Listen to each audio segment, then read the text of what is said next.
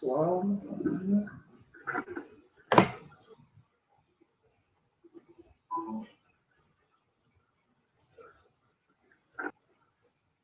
Vamos lá.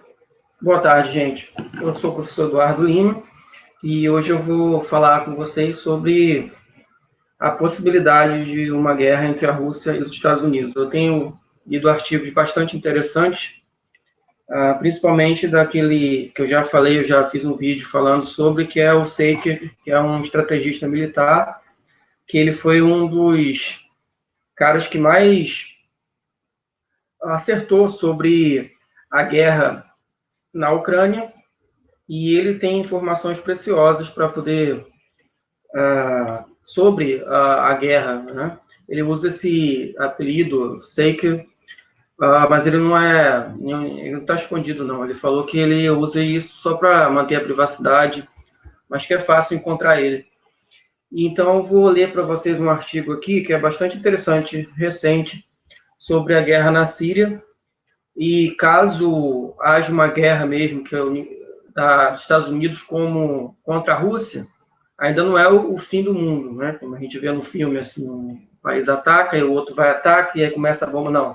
Ainda pode acontecer muita coisa ainda, então a gente tem que ficar atento nisso, e eu vou tentar mostrar o artigo aqui para vocês. Enquanto isso, vocês vão chamando aí mais pessoas para assistir esse Hangout, porque quando eu ligo o Hangout, o computador começa a travar muito, então fica difícil de compartilhar. Já tem 44 espectadores aqui, muito obrigado. Tá um público bom, geralmente. Quando começa, não é tanta gente assim, mas vamos lá, então, o que interessa.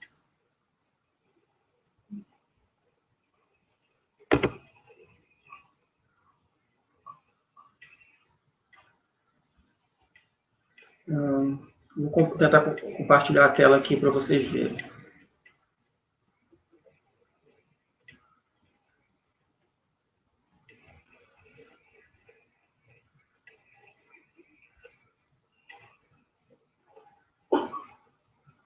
Deixa eu apagar aqui.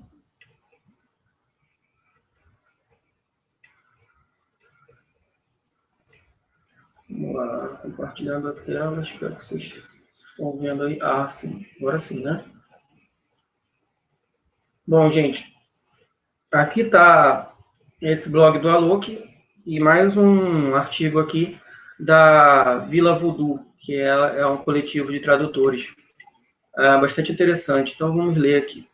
Se Estados Unidos atacarem a Síria, esperem resposta assimétrica, ou seja, uma resposta um pouco menor, vamos dizer assim, e você vai entender por quê. As tensões entre Rússia e Estados Unidos alcançaram um nível sem precedentes. Concordo integralmente com os participantes dessa edição do Crosstalk, para os quais a situação é pior e ainda mais perigosa que durante a crise dos mísseis cubanos. Os dois lados estão partindo para o chamado Plano B, que, dito em termos simples, significa, no melhor dos casos, fim das negociações e, no pior, guerra entre Rússia e Estados Unidos. A crise dos mísseis foi quando a União Soviética colocou mísseis em Cuba e os Estados Unidos cercaram a ilha. De fato, foi na década de 60 isso. De fato, a situação é muito pior porque naquela época ainda não havia guerra e nesse momento já há uma guerra em andamento, então a situação é muito mais complicada. O dado-chave a compreender na posição dos russos nesse conflito, como em outros conflitos recentes, como os Estados Unidos, é que a Rússia ainda é muito mais fraca que os Estados Unidos e, assim sendo, a Rússia não quer guerra. Não implica dizer que o país não esteja preparando-se ativamente para a guerra. Sim, é isso precisamente que a Rússia faz muito e muito ativamente. O significado desse dado-chave é que, no caso de que chegue a haver conflito, a Rússia se empenhará muito, o mais possível, em mantê-lo o mais limitado possível. Em teoria, eis linhas muito esquemáticas os possíveis níveis de confronto. Impasse militar à la Berlim em 1961. Pode-se dizer que é isso que já está acontecendo hoje, embora em maior distância e com menor visibilidade. 2. Incidente militar único, como o que aconteceu recentemente com a Turquia, derrubou um jato Su-24 russo e a Rússia optou por não retaliar. 3. Série de confrontos localizados, semelhante ao que já está realmente acontecendo entre Índia e Paquistão. 4. Conflito limitado ao teatro de guerra sírio, como pode-se dizer a guerra entre Reino Unido e Argentina pelas Ilhas Malvinas. Ou seja, nesse caso aqui, ele está dizendo que seria como se Estados Unidos e Rússia entrassem em guerra, mas apenas dentro da Síria, não desembocando para uma guerra mundial. 5. Confronto militar regional global entre Estados Unidos e Rússia. E 6. Guerra termonuclear total entre Estados Unidos e Rússia. Durante os meus anos de estudante de estratégia militar, participei de muitos exercícios de escalada e desescalada, e posso atestar que, por mais que seja muito fácil vir com cenários de desescalada, ainda estou por ver cenário crível para desescalada. Possível, isso sim, é a chamada escalada horizontal ou escalada assimétrica, na qual um dos lados escolhe não subir a aposta ou escalar diretamente, mas escolhem, em vez disso, um alvo diferente contra o qual retaliar. Não necessariamente alvo mais valioso, apenas diferente no mesmo nível de importância conceitual. Nos Estados Unidos, Joshua M. Spencer de Bakhti fizeram a maior parte do trabalho de abrir a trilha nesse tópico. A principal razão pelo qual podemos esperar que o Kremlin tente encontrar opções assimétricas para responder ao ataque dos Estados Unidos é que, no contexto sírio, a Rússia está inapelavelmente inferiorizada na relação armada contra os Estados Unidos, OTAN, pelo menos em termos quantitativos. As soluções lógicas para os russos estão em usar a própria vantagem qualitativa ou visar alvos horizontais, como opção para retaliação possível. Essa semana aconteceu algo interessante e absolutamente não característico. O major-general Igor Konashenkov, diretor do Diretorado de Serviço de Mídia e do Ministério de Defesa da Federação Russa, mencionou abertamente essa opção. Eis o que Konashenkov disse. Quanto às ameaças de Kirby sobre possíveis perdas de aeronaves russas e o envio de soldados russos em sacos de cadáveres de volta à Rússia, gostaria de dizer que sabemos onde e quantos especialistas não oficiais operam na Síria e na província de Alepo, e sabemos que estão envolvidos no planejamento operacional e que supervisionam as operações dos terroristas e militantes. Claro, pode-se continuar a repetir que não consegue separar terroristas da frente al-Nusra e as forças da oposição, mas se alguém tentar cumprir essas ameaças, absolutamente nada assegura que esses militantes tenham tempo para se escafeder de onde estão. Boa, hein? Konashenko parece estar ameaçando só os militantes, mas faz clara menção a muitos especialistas não oficiais entre aqueles militantes e que a Rússia sabe exatamente onde estão e quantos são. Claro, oficialmente Obama declarou que há uma poucas centenas desses conselheiros especiais norte-americanos na Síria. Fonte russa bem informada sugere que sejam cerca de 5.000 conselheiros estrangeiros ao lado dos Takfirs. Takfirs, no caso, são os terroristas, né? Incluindo cerca de 4.000 norte-americanos. Supondo que a verdade seja algo entre um e outro número, assim sendo, a ameaça russa é simples. Ataquem os russos e atacamos forças dos Estados Unidos na Síria. Claro, a Rússia negará veementemente ter alvejado soldados norte-americanos e insistirá que só atacou terroristas, mas os dois lados compreendem o que se passa aqui. Interessante também que ainda na semana passada a agência de notícias iraniana noticiou que esse ataque pelos russos já aconteceu. 30 oficiais de inteligência estrangeira de Israel mortos em ataque com míssil calibre russo em Alepo. Os navios de guerra russos dispararam 3 mísseis calibre contra a sala de coordenação de operações de oficiais estrangeiros na região de Dar Eza, na parte ocidental de Alepo, próximo à montanha Samã, matando 30 oficiais israelenses e ocidentais. Lia-se na edição em árabe da agência de notícias em Sputnik, na Rússia, citando fonte no campo de batalha em Alepo, na quarta-feira. A sala das operações estava localizada na parte ocidental da província de Alepo, em antigas cavernas, à meia altura das altíssimas montanhas Samã. A região está abrigada no fundo do vale de uma cadeia montanhosa. Vários oficiais dos Estados Unidos, sauditas, catares e britânicos também foram mortos, além de oficiais israelenses. Os oficiais estrangeiros que foram mortos nas operações contra a sala de operações em Alepo dirigiam dali os ataques dos terroristas contra Alepo e Idlib. Se isso realmente aconteceu, ou se os russos estão vazando essas histórias para indicar que isso poderia ter acontecido, permanece o fato de que forças dos Estados Unidos na Síria podem tornar-se alvo óbvio de retaliação operada pelos russos, seja com mísseis cruzadores, bombas de gravidade ou operação de ação direta pelas forças especiais russas. Os Estados Unidos também têm várias instalações militares clandestinas na Síria, incluindo pelo menos um campo de pouso com a aeronave Tilt-Rotor V-22 Osprey multimissão. Outro interessante desenvolvimento recente foi a notícia distribuída pelo canal Fox News de que os russos estão estacionando os S-300V, também chamado de Sistema Antimísseis e Antiaéreo SA-23 Gladiator, na Síria. Vejam nesse excelente artigo uma discussão instalada das capacidades de sistemas de mísseis. Resumo o que lá se lê se disser que o S-300V pode engajar mísseis balísticos, mísseis cruzadores, aeronaves de muito baixa altitude, RCS, invisíveis a radares, chamado STEAL, e aeronaves AWACS, Sistema Aéreo de Alerta e Controle Embarcado.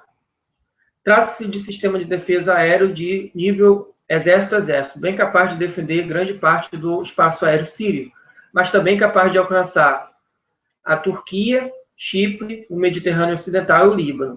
Os poderosos radares desse sistema não só conseguem detectar e acompanhar aeronaves dos Estados Unidos, inclusive as STEAL, em grandes distâncias, mas também podem dar tremenda ajuda aos poucos jatos de combates russos, porque eles lhe dão imagens claras das suas e das aeronaves inimigas, servindo-se de data links encriptados.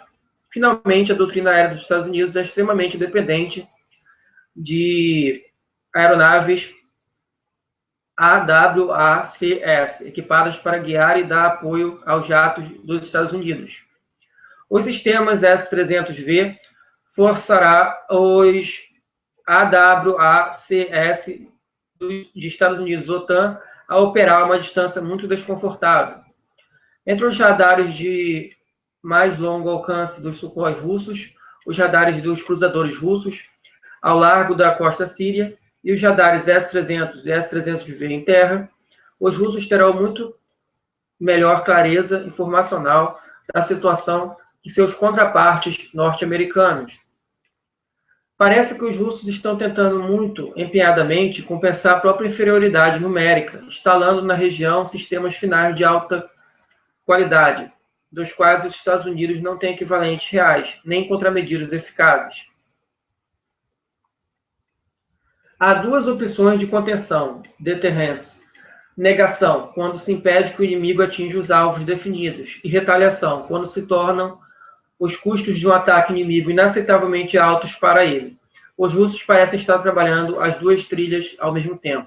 Pode-se resumir a abordagem russa nos seguintes termos: adiar o mais possível qualquer confronto, ganhar tempo.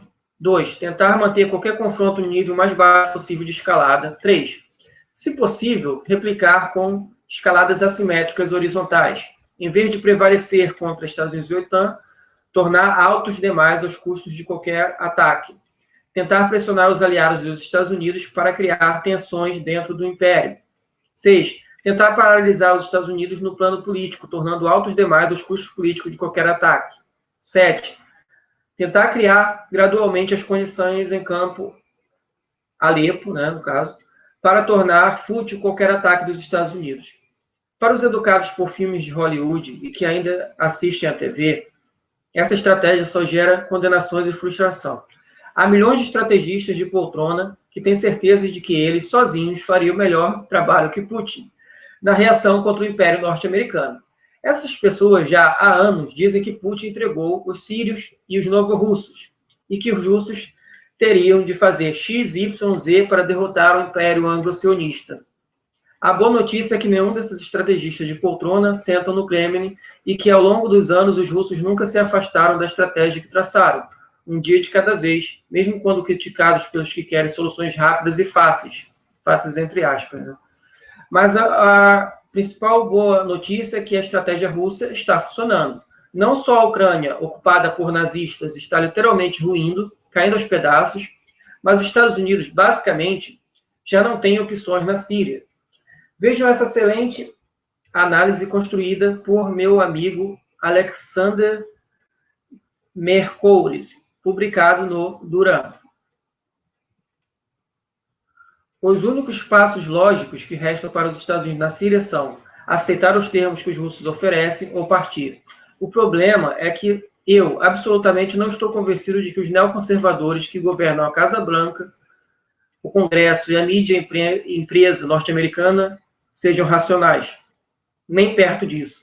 Essa é a razão pela qual os russos empregaram tantas táticas de adiamento e razão pelo qual atuaram como tal e tamanho cuidado estão lidando com ideólogos profissionais incompetentes que simplesmente não jogam pelas regras não escritas, mas claras, das relações internacionais civilizadas.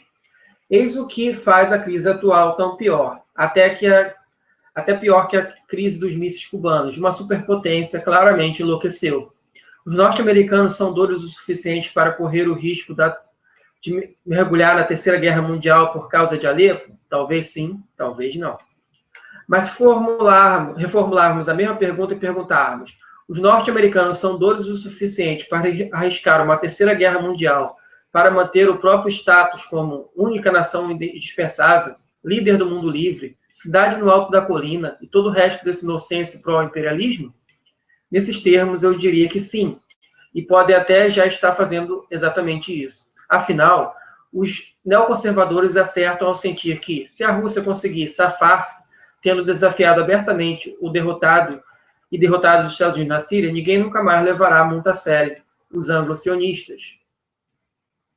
Como vocês supõem que os neoconservadores sentem-se quando veio o presidente das Filipinas chamar Obama publicamente de filho de uma puta, e na sequência dizer que a União Europeia que se foda? Claro, os neoconservadores ainda podem encontrar algum consolo na abjeta subserviência das elites políticas europeias, mas mesmo assim, eles sabem o que está escrito no muro e que o império deles está ruindo rapidamente, não só na Síria, Ucrânia e na Ásia, mas também dentro dos Estados Unidos. O maior perigo aqui é que os neoconservadores podem tentar regimentar a nação, seja encenando mais um ataque sob falsa bandeira ou disparando uma crise internacional real. Nesse ponto, tudo que podemos fazer é esperar e contando com que haja resistência suficiente dentro do governo dos Estados Unidos para impedir que os Estados Unidos ataquem a Síria antes da posse do próximo governo. Por menos que eu apoie Trump, tenho de conceder que Hillary e a escória de neoconservadores russofóbicos que a cerca são tão horrendas que Trump dá-me alguma esperança, pelo menos na comparação com Hillary. Isso aqui ele está falando daquilo que eu já falei no outro vídeo, né? Por mais que Trump seja tudo de asqueroso, e ele de fato há uma vantagem de que na política externa ele não está querendo desafiar a Rússia e fazer uma guerra contra a Rússia, ao contrário de Hillary, que segundo ele fala aqui é completamente maluca. Assim sendo, se Trump vence, nesse caso a estratégia dos Estados Unidos estará basicamente justificada. Uma vez que Trump esteja na Casa Branca, há pelo menos a possibilidade de uma redefinição ampla das relações Estados Unidos-Rússia. a qual, é claro, começa por uma desescalada na Síria, enquanto Obama e Hillary categoricamente recusam se a livrar-se do Daesh, quer dizer, a UNUSA, a Al-Qaeda e suas várias denominações. Trump parece determinado a combater seriamente contra eles, ainda que isso signifique que Assad permaneça no poder. Há aqui, com muito maior probabilidade, uma base para diálogo. Se Hillary for eleita nesse caso, os russos terão de encarar uma questão absolutamente crucial. O quão importante é a Síria no contexto da meta de ressoberanizar a Rússia e por abaixo o Império Anglo-sionista? Outro modo de formular a questão é: a Rússia prefere confrontar o Império na Síria ou na Ucrânia?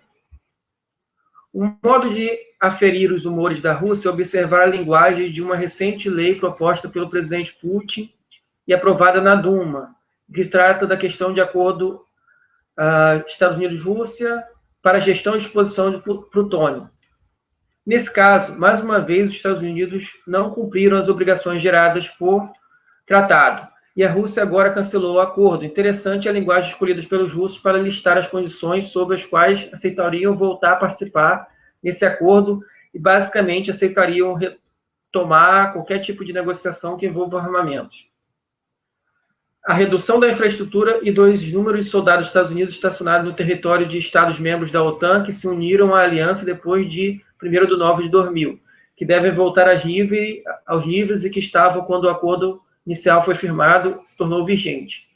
O fim da política hostil dos Estados Unidos em relação à Rússia, que deve ser confirmada na abolição da Lei Magnitsky de 2002 e das condições de Lei de Apoio à Liberdade da Ucrânia de 2014, que foram dirigidas contra a Rússia. A abolição de todas as sanções impostas pelos Estados Unidos contra pessoas físicas e jurídicas legais da Federação Russa. A compensação por todos os danos sofridos pela Rússia por efeitos da imposição de sanções. E os Estados Unidos que apresentem o mais rápido possível um plano claro para a disposição de plutônio coberto e aprovado pela PMDA. Ora, os russos não são doidos, sabem muito bem que os Estados Unidos jamais aceitarão tais termos. Assim sendo, do que se trata aqui realmente? Trata-se de um modo diplomático, mas absolutamente sem ambiguidades, muito claro de dizer aos Estados Unidos exatamente o que disse o presidente filipino Duterte e que Vitório Lane disse ao telefone à União Europeia. Melhor os norte-americanos começarem a prestar atenção. Tomem tento.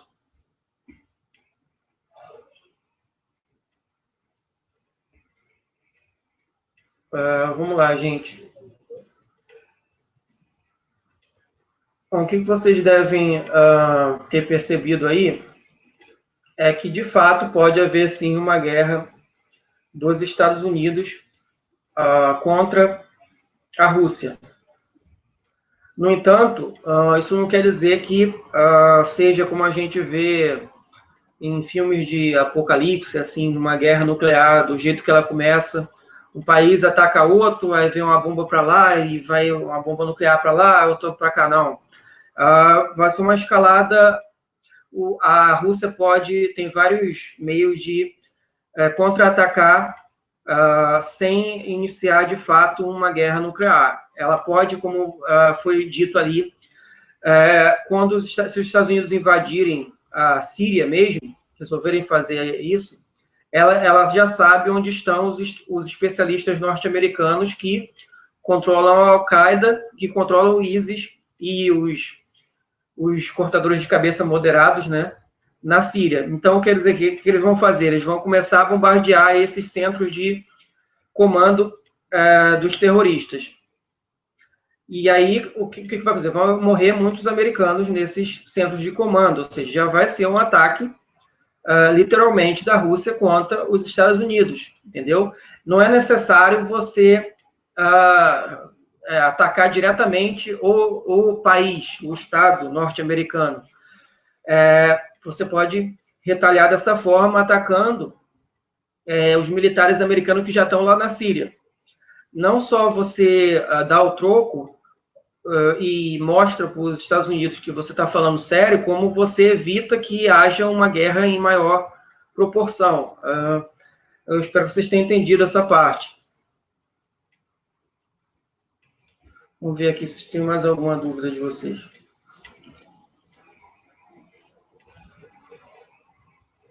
Vamos lá. Vou tentar colocar alguma coisa aqui para vocês. Bom, gente, se vocês tiverem mais alguma dúvida sobre esse artigo, eu vou compartilhar a tela aqui e vocês vão falando aí no chat.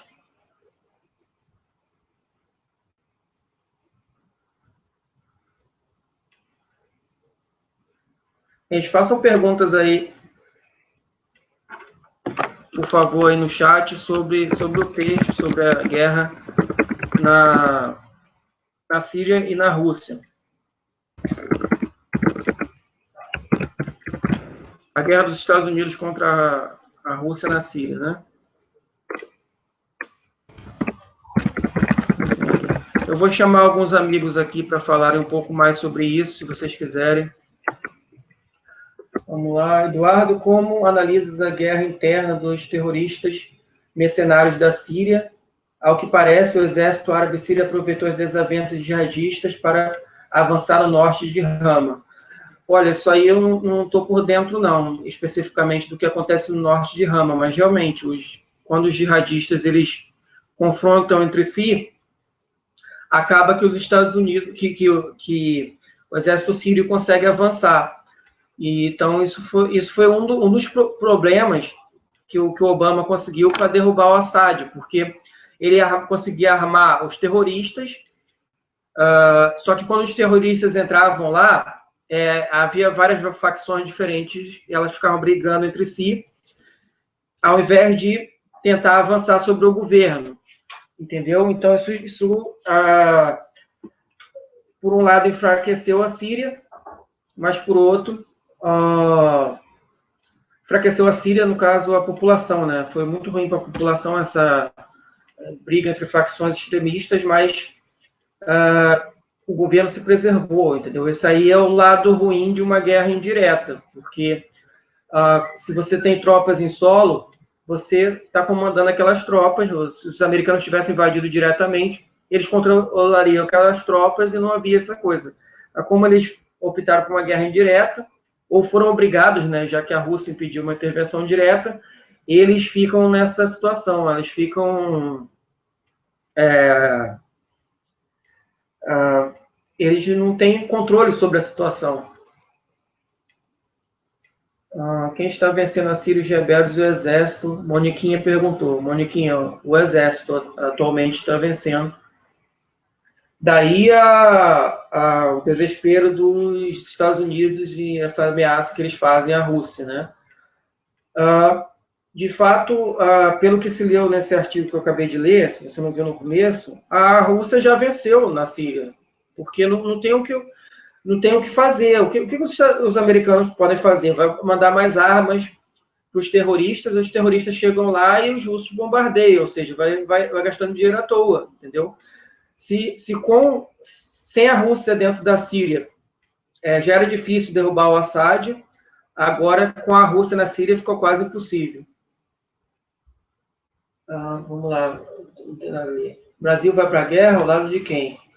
O Brasil não vai para a guerra, não tem sentido, porque a Rússia não precisa, nem os Estados Unidos precisam do Brasil numa guerra, pelo menos nesse momento não tem sentido, entendeu? Porque tem a capacidade nuclear desses países é tão grande, se fosse uma guerra, antes de convocar tropas de outros países, já vai ter instaurado aí uma guerra nuclear, então não tem sentido isso. Marcelo, 602, pode explicar, por favor, o papel e o objetivo da Turquia após a tentativa de golpe? Marcelo, a Turquia continuou, ela não rompeu com os Estados Unidos, ela também não parou de mandar armas para o ISIS e para os outros terroristas lá que entram lá, então não mudou muita coisa não, entendeu? Eric von Rudestedt, acho que a maluca da Hillary não iria iniciar uma guerra contra a vontade do povo. Ué, mas tudo que os Estados Unidos fazem contra a vontade do povo. Ninguém pediu para o Bush invadir o Iraque ou invadir o Afeganistão. os americanos fazem, os governos americanos, é contra a vontade do povo. Inclusive, na Síria mesmo, muita gente não é a favor de uma intervenção, muitos americanos não são a favor de uma intervenção, e mesmo assim eles invadem, eles não estão nem aí por o que o povo americano pensa, não. Fábio, peraí, ali aqui. Fábio Henrique, Eduardo, essa semana está acontecendo uma operação do exército sírio em larga escala, em todas as frentes, inclusive nas fazendas em Rama, levando várias baixas aos terroristas. Bom saber. Inclusive eu tenho esse site aqui que eu vou indicar para vocês também, mas isso aqui é mais para quem sabe inglês, né? Syrian Free Press. Pelo que eu estou vendo, ele fala muita coisa legal aqui, muita informação ótima em inglês sobre o outro lado da guerra na Síria, né? Ou seja, o lado do exército sírio. E aqui eles falam que os Estados Unidos bombardeando as Forças Armadas sírias para começar a Terceira Guerra Mundial. E aqui fala que o parlamento russo aprovou a implantação indefinidamente de força aérea na Síria. E aqui a coalizão criminosa liderada pelos Estados Unidos avança contra o ISIS, os seus aliados. Falaram que eles derrubaram uma ponte lá, destruíram uma ponte em Deir ez-Zor para poder ajudar o ISIS, né? A Rússia tem que eliminar o Erdogan. Claro, você acha que a Rússia não está no conflito na Síria, já teria tomado o país há muito tempo? Se a Rússia entrasse no conflito na Síria, já teria tomado o país há muito tempo? Não necessariamente. Não é assim tão fácil, não. Entendeu? Teórico anarquista, Itália, Grécia, Alemanha e outros membros da OTAN vão todos pular fora desse barco que está afundando. Mas teórico anarquista, a ideia que eu acabei de ler no artigo foi justamente essa, é rachar o bloco político do Império Norte-Americano. O que é isso? Por exemplo, vou dar uma suposição aqui. Imagina o Putin liga, por exemplo, para algum país importante, tipo, que seja da OTAN, para a França, para a Inglaterra.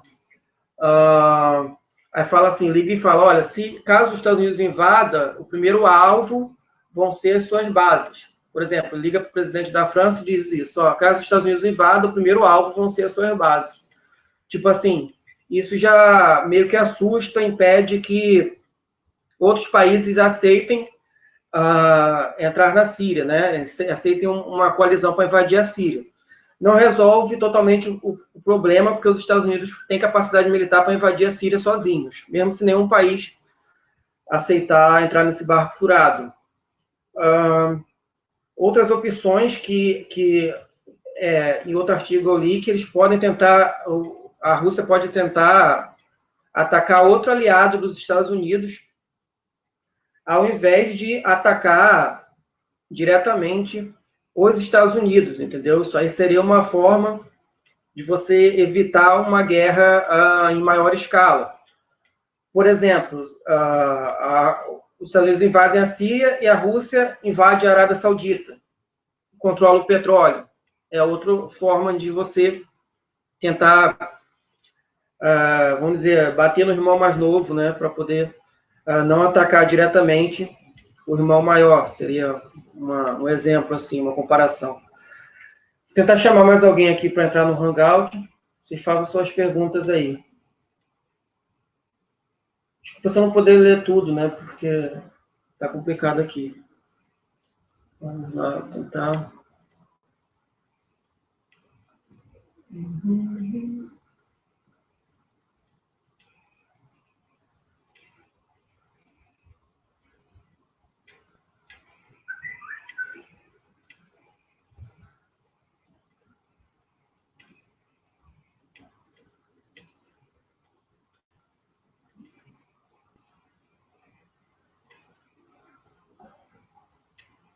tentar chamar o Alejandro aqui, que é um sociólogo que vocês gostam muito aqui quando ele fala, vou tentar ver se ele ainda está aqui, mas eu não tenho certeza.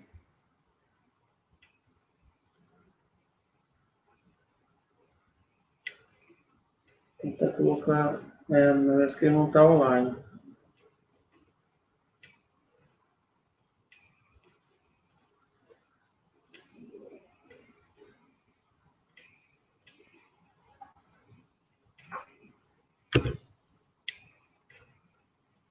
Vamos lá.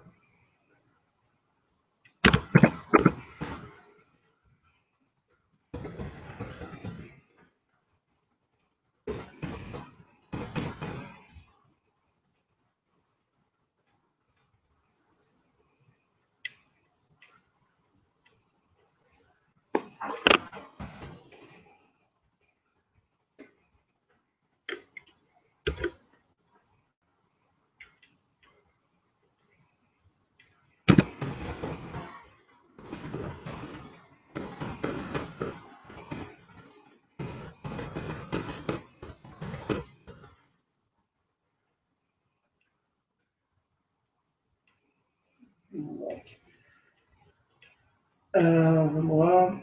O Matheus Lolli, quais são as consequências de uma intervenção turca na Síria? Bom, qualquer intervenção vai ter uma consequência muito ruim, né? Mas eu não sei dizer exatamente quais consequências. No caso da intervenção turca na Síria, eu li sobre isso, mas eu não tenho muitas coisas para poder falar sobre isso. Muitas informações. Só sei que deu um problema lá, que os Estados Unidos, parece que os militares americanos entraram lá no exército para falar com o exército sírio, não, para ajudar o exército livre sírio, né? E aí o exército livre sírio expulsou os americanos. Teve um negócio desse lá, porque eles não queriam ser comandados por eles, ou seja, mais uma coisa, um empecilho que a guerra indireta dá, né? Boa noite, Alejandro. Muito obrigado por ter aceitado o convite aqui de entrar aqui no canal. Eu já li vários artigos aqui sobre a guerra na Síria. Eu li um artigo, não sei se você chegou a acompanhar, mas eu gostaria que você se apresentasse e que você já começasse a falar suas considerações sobre a situação atual na Síria. Muito obrigado por mais uma vez você ter aceitado o convite de vir aqui. Obrigado, Eduardo. Bom, eu sou Alejandro Acosta e sou analista político e nesse momento eu escrevo as minhas análises no site essemundo.org.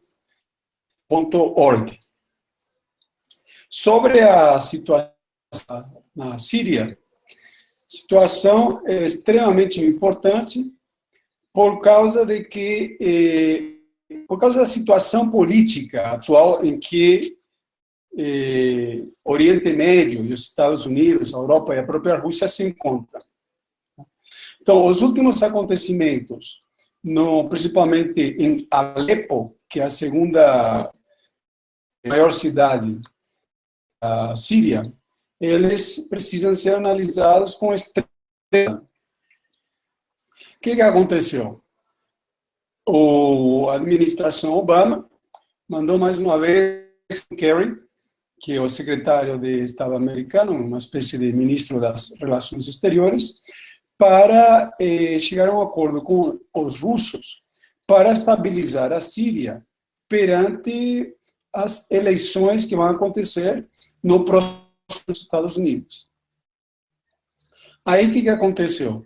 Houve esse acordo, ele tentou chegar a um cessar ao fogo, mas a situação é extremamente convulsionada e o acordo não foi em frente.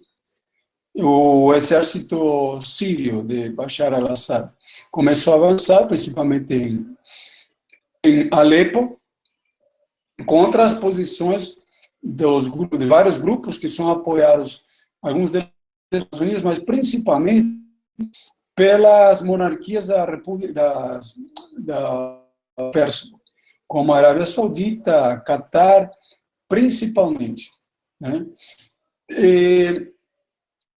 há outros grupos dos chamados rebeldes sírios, que atuam mais na fronteira com a Síria.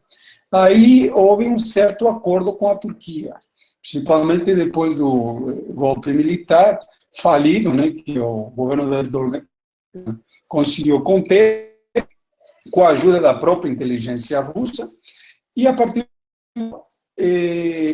a crise que tinha se aberto entre a Rússia e a Turquia acabou sendo encaminhada por um acordo. Então, o problema principal ficou centralizado em Alepo. E aí deveriam se fazer várias considerações. Uma dessas considerações, em relação à própria Rússia, que ela aplicou uma política de fogo na cidade, com toda uma série de bombardeios, que, além de facilitar o avanço do exército sírio, apoiado pelo Hezbollah, em partes, que é a milanesa, por outra parte,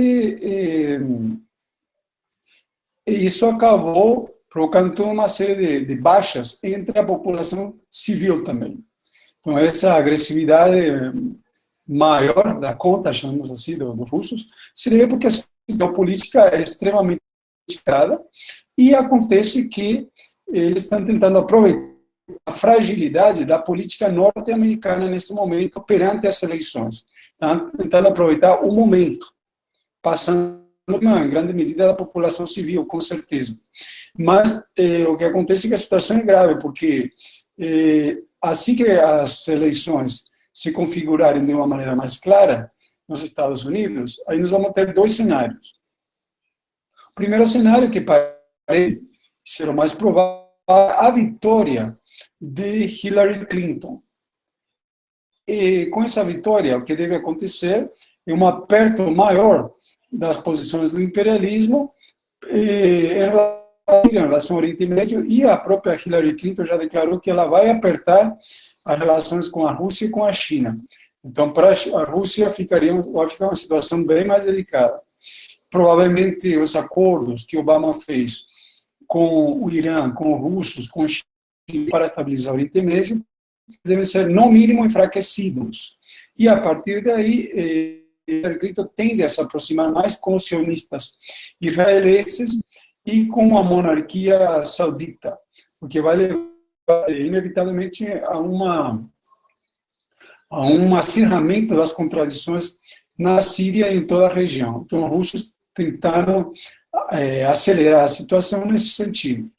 No outro cenário, se Donald Trump for eleito no lugar de Clinton, que das últimas revelações do escândalo sexual, mais uma vez, Donald Trump, umas declarações que ele fez em 2005, que a grande imprensa deu à luz, provavelmente grupos hegemônicos dos monopólios norte-americanos estão optando mais pela carta de Hillary Clinton, sobre a qual também pesam toda uma série de acusações, mas que não têm sido levadas em frente. E nesse caso da eleição de Donald Trump, o cenário que haveria seria que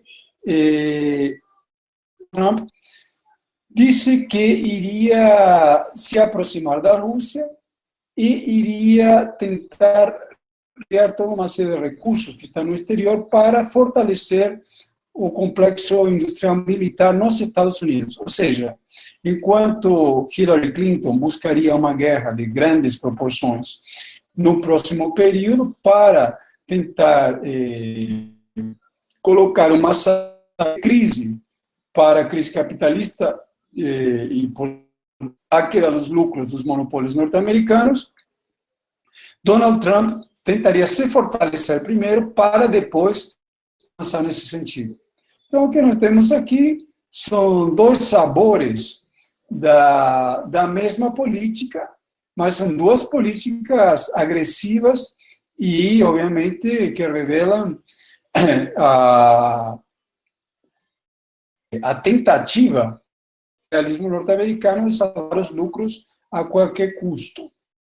Uma coisa muito importante sobre a Síria que depois de que aconteceu o acordo Rússia e Estados Unidos em junho do ano passado, com a ajuda da aviação russa e também das milícias xiitas, que são comandadas pelo Irã, e da milícia libanesa do Hezbollah, o sírio, que ficou a ser de colapsar, um ano e meio atrás, mais ou menos, ele começou a entrar numa baita ofensiva.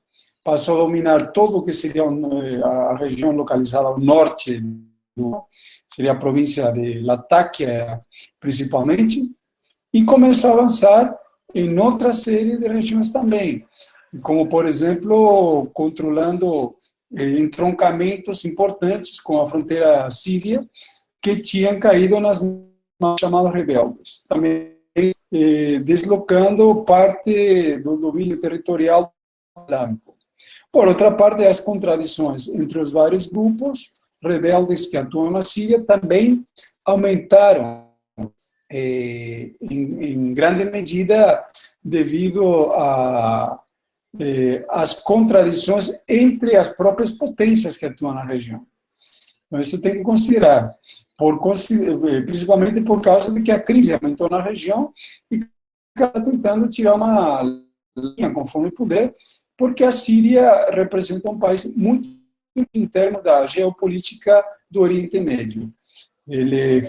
A Síria faz fronteira com vários países muito importantes, tem costas no mar Mediterrâneo e é um enclave. E outra coisa muito importante, há projetos de fazer gasodutos que iriam do Irã para a Europa e também do Catar, viriam inclusive do mesmo campo de gás chamado Pars, para levar o petróleo para a Europa, que é um grande negócio, onde você tem empresas de vários lugares que estão disputando, em grande medida, a guerra da Síria e a guerra do fornecimento de energia para a Europa.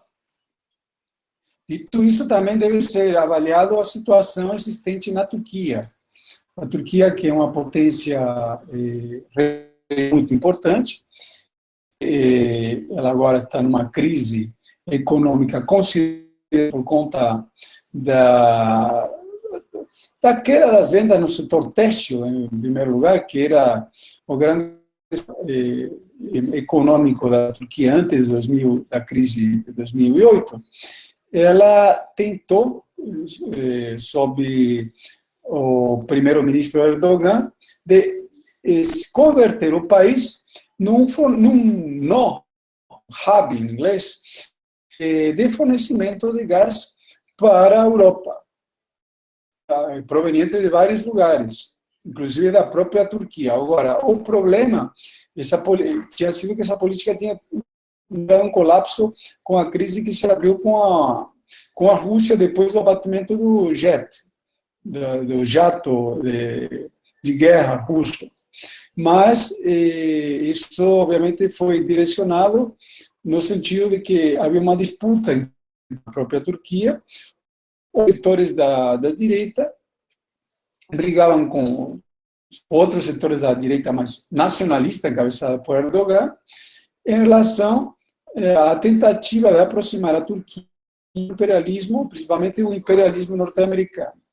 Então, a crise na Turquia tem como pano de fundo justamente o acirramento das contradições em escala mundial e principalmente entre as potências regionais.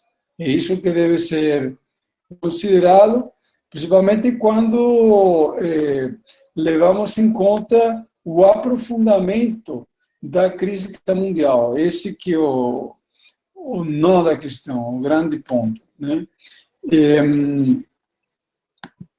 Um outro ponto fundamental nessa consideração em relação à região é o fato da crise do Oriente em torno do petróleo ter se agravado. Porque o que acontece? O preço do petróleo não passa dos $50, já foi um pouquinho menor, mas esteve acima dos $100, e isso está levando à lona os orçamentos de vários países da região, e inclusive da própria Arábia Saudita, que no ano passado, pela primeira vez em 13 anos, teve um déficit público. Né?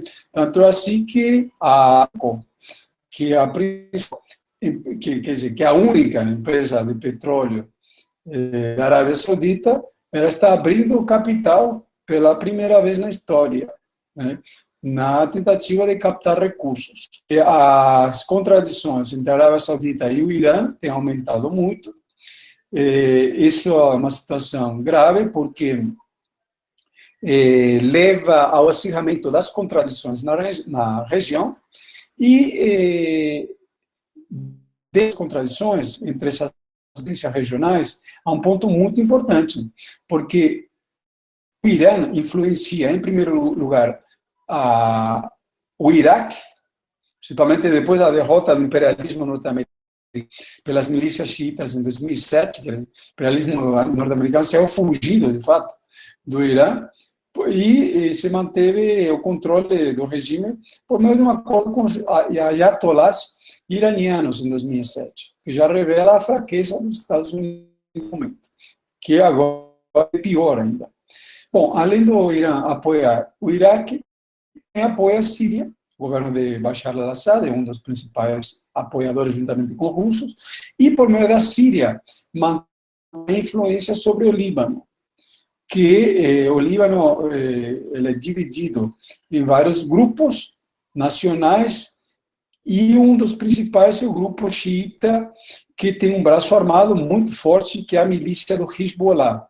Lembrando que o Hezbollah é a única força militar que conseguiu, em algum momento, especificamente em 2006, derrotar o exército sionista israelense, que em 1960 e 1971 derrotou praticamente 10 exércitos, se não me falar a memória, não me lembro se eram 9 ou 11, eram vários exércitos árabes, todos ao mesmo tempo.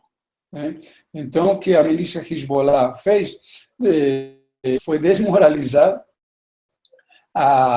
o exército sionista, mostrar que não era invencível, e ele se encontra hiperarmado, mais forte que o próprio exército libanês, detém um grande número de mísseis.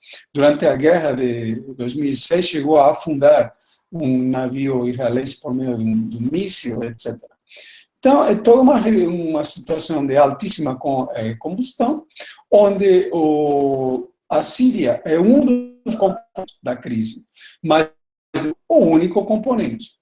Nesse sentido, a crise síria seria uma espécie de ponta de lança da crise do Oriente Médio, que tende a aumentar em toda a região, e principalmente do coração do Oriente Médio, que é a Arábia Saudita. A guerra no Iêmen, por exemplo, que está acontecendo agora, e que acontece inclusive na fronteira sul da Arábia Saudita, é um reflexo disso. E não somente ali. Essa crise do Oriente Médio, ela se espalhou para o norte da África, para o sul do Saara, conhecido como Sahel. E lembrando que as chamadas revoluções árabes estouraram como reflexo da crise, do colapso mundialista de 2008. E sempre que acontece assim, a cada grande crise capitalista, você tem uma revolução, porque o sistema capitalista mundial enfraquece. É uma coisa muito importante a ser considerada também, para o próximo período, sendo previsto um novo capitalista de gigantescas proporções, inclusive maior do que o anterior, por conta de que os estados burgueses se encontram extremamente enfraquecidos devido aos trilhões que foram repassados para as grandes empresas para salvá-las da crise. Então, no próximo período, deve-se esperar também um período de revoluções, e dessa vez o aperto, o contágio, está se aprofundando nos grandes centros. A crise no Oriente Médio é uma região relativamente secundária, embora que dali se extraia o grosso do petróleo mundial, e os petroleiros dos norte-americanos, em cima dos quais domina o mundo, em grande medida se deve à comercialização de petróleo pela Arábia Saudita em dólares norte-americanos. Mas a crise no Oriente Médio contagia o mundo. Isso que é importante. As esquerdas chegam a dizer, pô, criar uma crise no Oriente Médio, uma revolta, uma revolução, qualquer coisa parecida, se ali não tem um partido socialista revolucionário. Bom, é verdade, não tem um partido revolucionário socialista ali, mas o contágio da crise do Oriente Médio acaba enfraquecendo os centros, acaba enfraquecendo a Itália, a França, a Espanha, Estados Unidos, etc. Uma coisa importante nesse sentido, nos últimos meses, as maiores greves operárias no país de primeira, dos chamados países desenvolvidos, nos últimos 31 anos. Essas greves e passeatas na França, que é a quinta potência mundial, contra a reforma trabalhista, foram as primeiras grandes greves operárias desde 1985, quando a heroica greve mineiros do carvão britânicos, ingleses, foi derrotada por Thatcher depois de um ano de greve. E isso aí foi o grande sinal para a imposição do neoliberalismo em escala mundial. Então, essas considerações são extremamente importantes porque revelam que o imperialismo se encontra numa encruzilhada, não consegue estabilizar a Síria. Obama tentou e não consegue. A próxima administração, o próximo governo, ela tem que tentar, mas terá um problema. A estabilização da Síria deve ser feita de maneiras para fazer, na teoria, pelo menos. A tentativa de fazê-lo por meio das negociações com países e grupos militares importantes como o Hezbollah, que teria condições de buscar essa estabilização, foi implodida por outros grupos, principalmente pelos sauditas, Qatar, um pouco a Turquia e, em grande medida, os sionistas. Isso é uma interesse aí, uma luta de classes entre segmentos da burguesia mundial. Agora, a próxima política que deverá ser colocada em pé, que é uma política muito mais agressiva, principalmente com Hillary Clinton, em primeiro lugar, seria mais agressiva nesse primeiro momento. E o que vai acontecer? Se ela apoiar com mais força, principalmente as monarquias, a monarquia saudita, o sionismo, etc., vai acirrar as contradições internas violentamente. É um fator de maior crise, e isso pode se espalhar a outros países da região. Se entrar o Trump, isso deve se reduzir as tensões durante um certo período, mas essas tensões tendem a acelerar no período seguinte. Então, uma situação de altíssima crise que deve ser retroalimentada, ou alimentada pelo colapso capitalista mundial, que deve acirrar ainda muito mais as contradições em todo lugar, e que, por sua vez, vai ser retroalimentada pelo próprio desenvolvimento das crises regionais.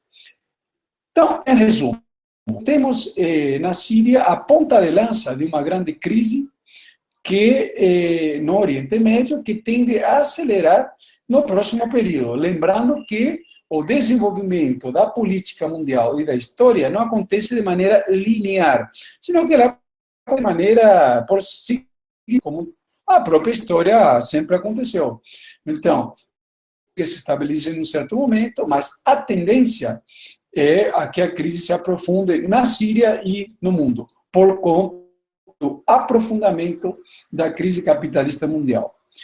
Isso, para os setores revolucionários, é muito importante de ser bem avaliado, porque é o desenvolvimento da crise que leva os trabalhadores, em primeiro lugar, a se movimentar. Sem crise, o capitalismo está forte e ele tem condições de manter a estabilidade social. Com crise, o capitalismo fraco e não consegue estabilizar o regime. E aí cria um problema político, grave, inclusive. Então, nesse sentido, o que nós devemos esperar para o próximo período seria a mobilização, a entrada da classe operária nos países desenvolvidos e nas potências de segunda ordem, potências regionais como o Brasil, em escala mundial. Porque, conforme a gente acabou de ver, na França e inclusive no México, conforme eles apertam, é lei da física, que se aplica às relações sociais. Aperta de um lado, há reação do outro. Não tem como fugir dessa regra. Se produz o acirramento da luta de classes. E sempre foi assim, inclusive. O que aconteceu na França demonstra isso. Tentaram aplicar a reforma trabalhista e isso acabou acirrando as contradições de classe. Eles deram uma certa recuada, mas inevitável, eles deverão no próximo período de novo, porque como as grandes empresas, os monopólios, não conseguem mais extrair lucros da produção, nenhuma grande empresa abre uma fábrica mais para abrir lucros, então eles são obrigados a atacar os trabalhadores para lucros das empresas, porque capitalismo significa empregando lucro, mesmo que uma grande parte da população mundial esteja passando fome. Uma outra consideração fundamental é que a saída possível para o capitalismo da crise, né, inclusive a Síria é um exemplo disso, é a destruição de forças produtivas. Porque, como está tendo uma crise de superprodução relativa, ou seja, se produzem muitas mercadorias do que a população empobrecida consegue comprar, então a geração de guerras acaba destruindo forças produtivas e, a partir dessa destruição, o esforço de reconstrução acaba levando a que a economia se estabeleça nesse esforço de reconstrução durante o século. Por exemplo, na Segunda Guerra Mundial, devido ao esforço de reconstrução do Japão, o capitalismo viveu os chamados anos dourados durante 20 anos. Mas depois voltou a entrar em crise. A crise de 67, depois a crise de 74, que levou à revolução em Portugal, a revolução no Irã e na Nicarágua, em 79, o ascenso do movimento grevista na escala mundial, a derrota de todas as ditaduras no mundo que o imperialismo tinha imposto depois da Segunda Guerra Mundial, e a outra série de fenômenos sociais que foram controlados por meio da imposição do neoliberalismo. Só que o neoliberalismo entrou num brutal colapso em 2008 e o capitalismo mundial não conseguiu colocar em pé uma outra política devido ao alto parasitismo da economia capitalista, né? Então, essa situação da Síria ela tem altíssimo impacto no desenvolvimento da situação política em escala mundial. E no próximo período, a Síria tende a voltar a se tornar um dos eixos de uma guerra em mais largas proporções que poderia levar a uma guerra em escala mundial. Vamos ver o que vai acontecer, principalmente depois das eleições nos Estados Unidos, agora em novembro, e também de alguns desenvolvimentos políticos na Europa, como, por exemplo, a eleição na França, que vai acontecer em abril, e que o partido seminazista Frente Nacional como um dos favoritos. Então tem que ver o que vai acontecer a partir dessa situação. Deixa eu ver se tem alguma coisa, Eduardo, aí? Não? Bom. Deixa eu ver o que mais aqui. Depois, se puder, ter algumas perguntas ali. Teve um rapaz que perguntou se é sobre se o Irã mandou tropas especiais para a Síria. Você pode falar um pouco sobre isso? Sim, com certeza. O Irã mandou tropas especiais para Síria, porque o Irã tem um órgão muito importante, que é a Guarda Islâmica Republicana, que é uma das potências, centros de poder, e existe uma divisão da Guarda Islâmica Republicana chamada Quds, né? Que é chefiada por um general conhecido, o general Soleimani, uma espécie de popstar dos xiitas, né? Que tem atuado, inclusive, diretamente na própria Síria. E eles têm atuado mais, eles atuam mais como conselheiros e organizadores. Por exemplo, os Quds, que organizam o Hezbollah a partir de 1980, no Líbano. Foram eles também que organizaram toda a resistência, em grande parte, da Síria. Mas o ponto mais importante é a atuação das milícias xiitas iraquianas, em parte da Síria. E também no norte do Iraque, organizadas pelos Quds, né? E foram elas que cumpriram um papel fundamental da derrota do exército iraquiano em Mossul, na província do norte do Iraque, e também eles estão atuando na Síria. Então, isso é da mesma maneira que atuam na Síria os chamados rebeldes, como proxies, ou como braços da Arábia Saudita, do Catar, da CIA e da Turquia. Então, isso você tem ali no Oriente Médio, você tem uma espécie de guerra, ou melhor, você tem uma guerra entre vários países, principalmente as potências regionais, que atuam por meio de braços secundários. O que começou com uma revolução, porque foram grandes mobilizações populares, 2 meses depois foram rapidamente infiltrados por justamente esses rebeldes que de fato eram agentes dos serviços de inteligência estrangeiros.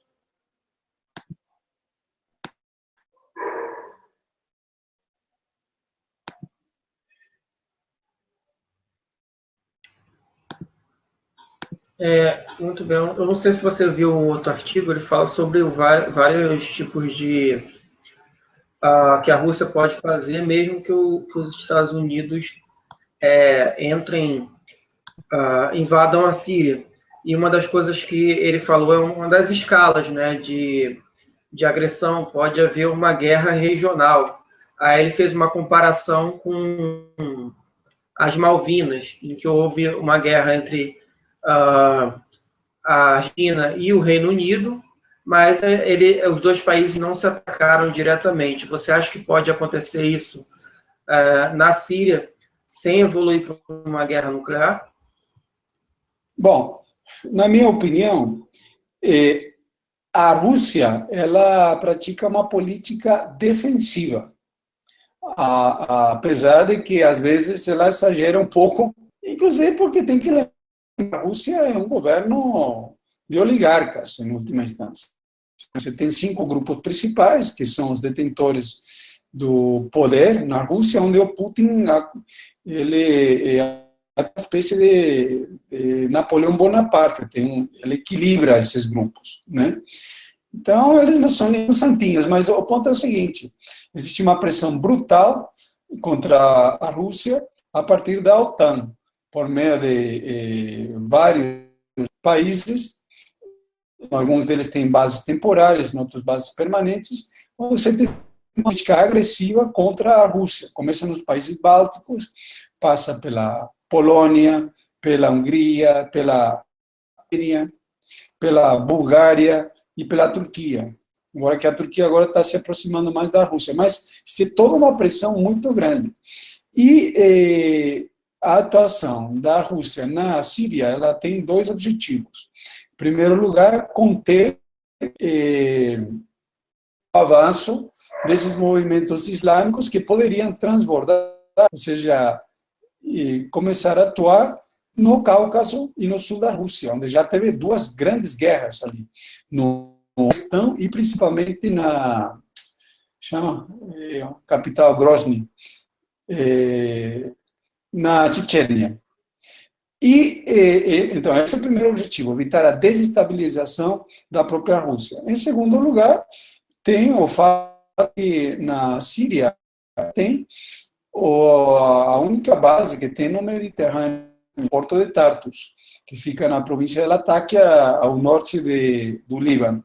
E, por outra parte, um terceiro objetivo seria a venda.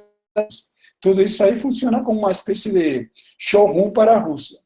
Houve alguns acordos com o imperialismo, alguns deles foram, que nem agora aconteceu, não dá para continuar com eles, e tem que lembrar que esses acordos são acordos em cima de necessidades políticas imediatas. O imperialismo precisava, principalmente Obama, precisava controlar a região por questões internas, e o russo também precisava controlar a região. Quem não queria controlar a região e não quer são os israelenses e a extrema-direita norte-americana, que tem uma outra política muito mais agressiva.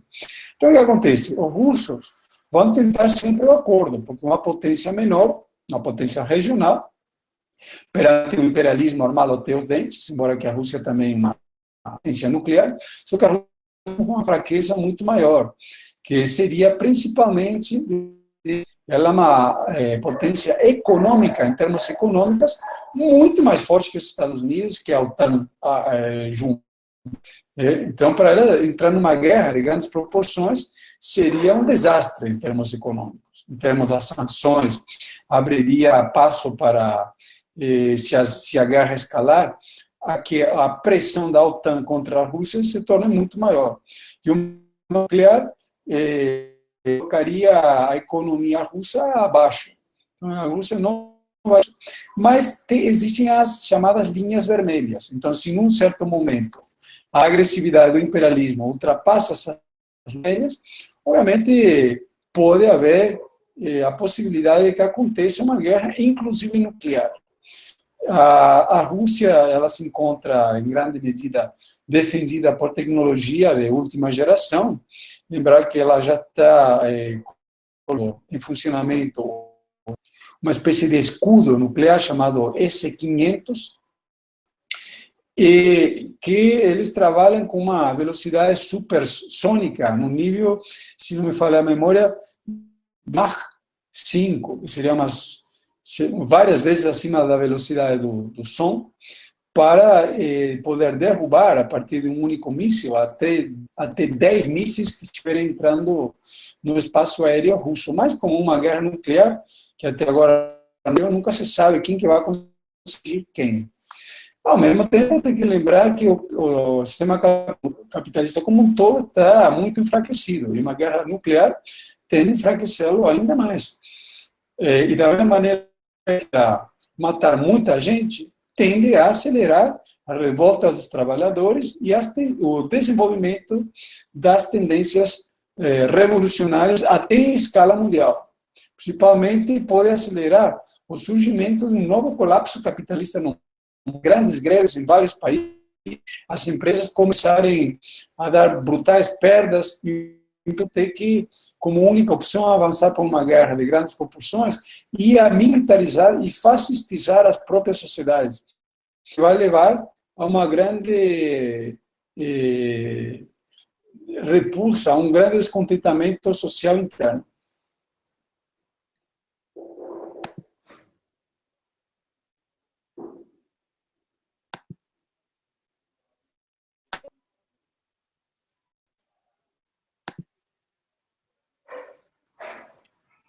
Luiz Fernando, está querendo fazer alguma pergunta? Se apresenta aí.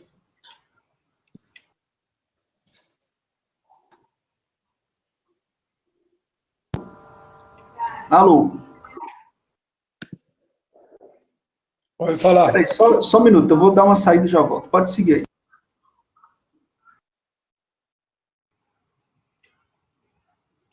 Fala sério, Luiz Fernando. Bom, vamos continuar aqui. E sobre a possibilidade assim, real de uma guerra, entre uma guerra já nuclear? Há essa possibilidade ou ainda está muito cedo para se falar nisso?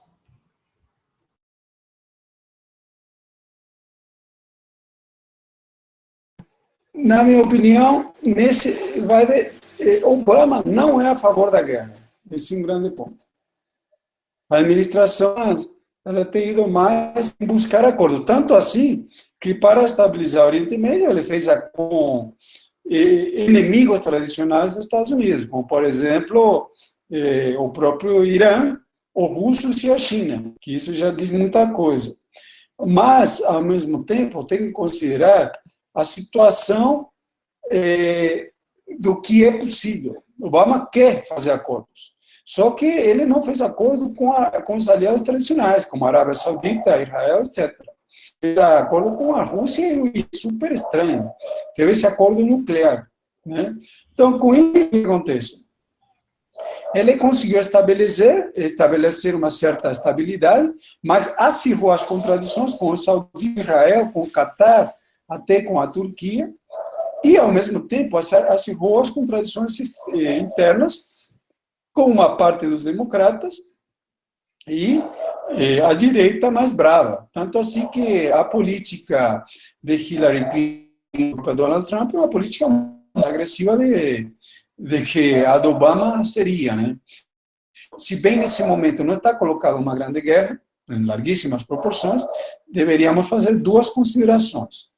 Primeiro, na história houve tantas guerras como agora, só que são guerras regionais, e, ao mesmo tempo, isso pode evoluir, dependendo da necessidade de salvar os lucros das grandes empresas para uma guerra de proporções, porque tem que lembrar que os Estados Unidos, a economia é controlada em grande medida pelo que industrial militar. Então, a venda de armas e a venda de toda a infraestrutura de guerras é fundamental para que empresas lucrem, muitas delas.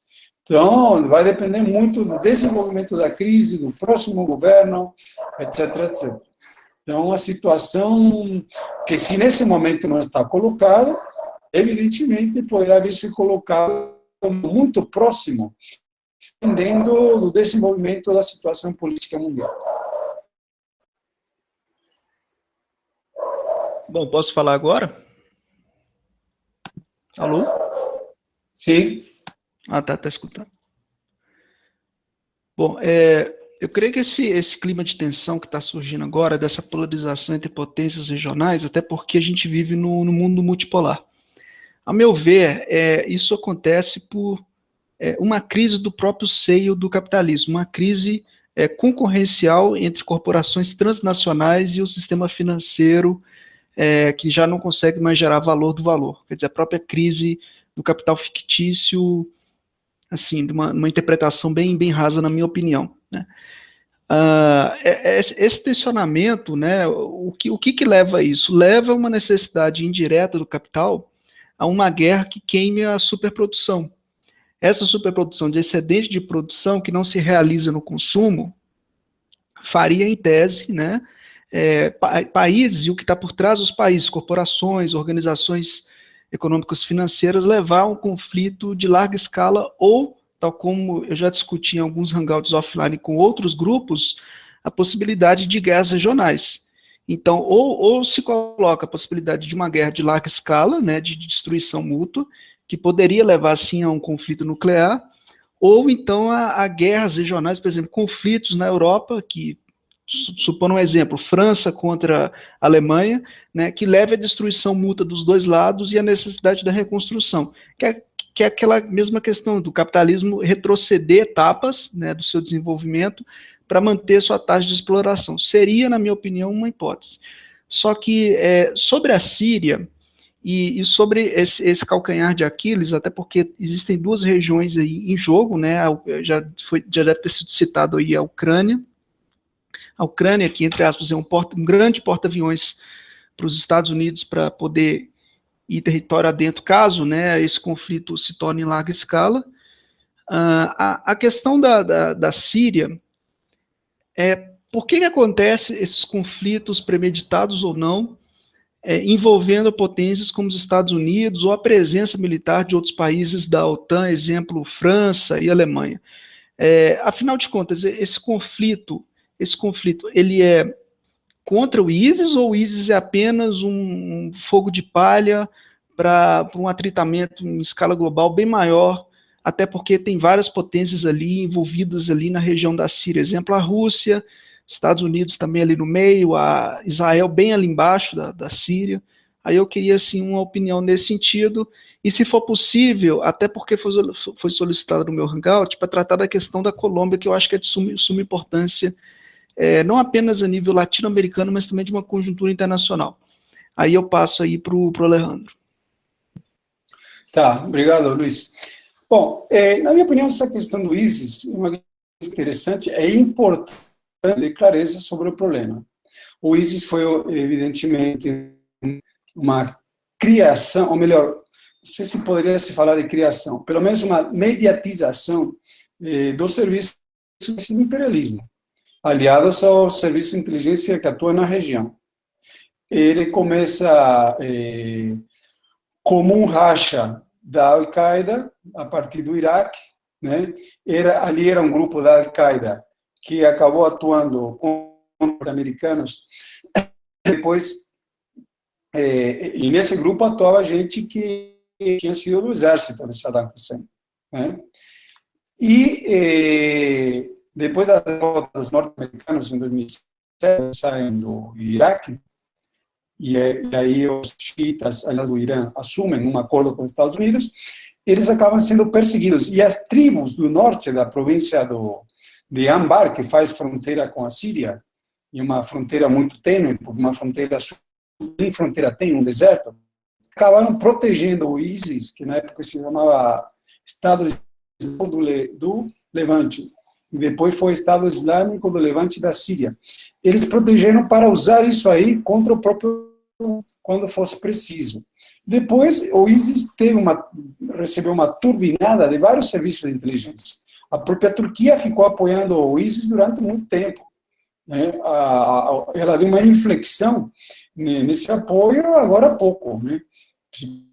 Essa crise mas não era só a Turquia que apoiava o ISIS, também estava sendo apoiado em acordos o ISIS com a CIA, com os sauditas, e de fato, todos esses grupos muçulmanos, a grande maioria desses acordos.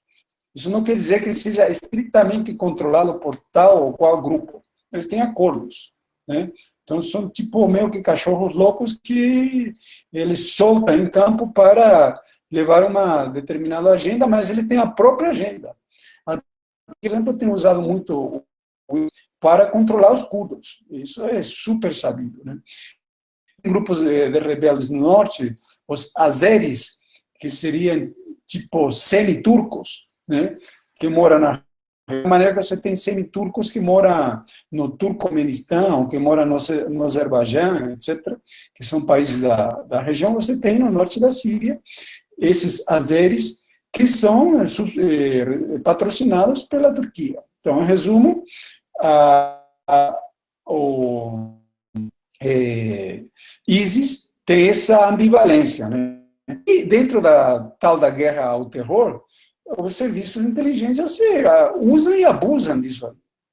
Ontem, no seminário que eu e o Luiz estávamos, que era o seminário do Mundo do Trabalho, foi falado sobre os atentados terroristas na França. E o palestrante apontou de que, por coincidência, está tendo um atentado terrorista a vezes, justo quando está para vencer o estado de sítio, que é declarado, que precisa ser renovado cada 3 meses na França. Então, imagina a quem que serve isso aí. Também, a Al-Nusra, que seria a Al-Qaeda na Síria, que mudou de nome, que agora me esqueci o nome, ela também declarou que já não faz mais parte da Al-Qaeda, em um acordo com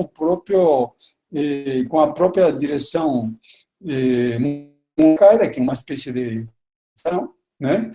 E com o objetivo de receber apoio das potências estrangeiras. Então, tem toda uma situação concreta da luta de classes, nacionalista. Aí não tem classe operária, é nacionalista, né? São grupos que, por trás da cortina da religião, tem uma agenda nacionalista, na última instância. E eles acabam também sendo usados uma agenda imperialista contra os povos, contra os trabalhadores. Então, sobre o ISIS, o que eu poderia dizer seria isso. Ver se você tem mais alguma coisa, Luiz ou Eduardo, e a gente, quiser, a gente vê a Colômbia. Sim, no caso aí, a intercalação que eu tentei fazer aqui é porque você tem um envolvimento de potências regionais na Síria, nesse conflito de destabilização do Oriente Médio, né, que, claro, a gente sabe que tem uma commodity muito importante ali na região, que até foi disputa no Afeganistão, por exemplo, o gás, né, e, enfim, aquela região ali de certa forma, também uma disputa pelo petróleo, tanto que o ISIS utiliza o petróleo para revenda. E sendo redundante, repetindo mais uma vez, você tem ali na região, pelo menos é o que eu entendo por alto, né, a Rússia fazendo a sua presença para manter o governo enfim. E fica essa questão da presença também da OTAN, né, e a OTAN, que pelo menos é o que aparece na mídia, que a OTAN seria, entre aspas, aí, o escudo contra o ISIS, né, contra essa questão do ISIS. Mas só para incrementar mais ainda, né, talvez, eu não sei se foi comentado antes, sobre a detenção do Rafael Luzvarg, né, em Kiev, não sei se você falou isso antes, caso não, eu gostaria que você comentasse, e se for possível entrar na questão da Colômbia, porque o pessoal de vez em quando aqui no Facebook me requisitava para que eu tratasse do tema da Colômbia no meu Hangout. Acabou que não ia dar tempo para tratar isso, aí eu falei até com o Eduardo que seria interessante passar o tema do conflito da Síria para o canal do Eduardo e também a questão da Colômbia, do referendo. Assim, a gente já quase tudo que a gente ia falar sobre a Síria, então você pode falar sobre a Colômbia. Fica à vontade aí, Alejandro. Eu acho que seria interessante fazer um feedback da Ucrânia também, da prisão do Rafael, e sobre a Colômbia. Exato. Eu acho que o Eduardo tem informação. Eu conversei com o André Ortega, ele me passou alguns detalhes. Talvez o próprio Eduardo tenha mais detalhes. Como você está de informações, Eduardo, sobre Rafael? Eu só sei mesmo aquilo que foi dito lá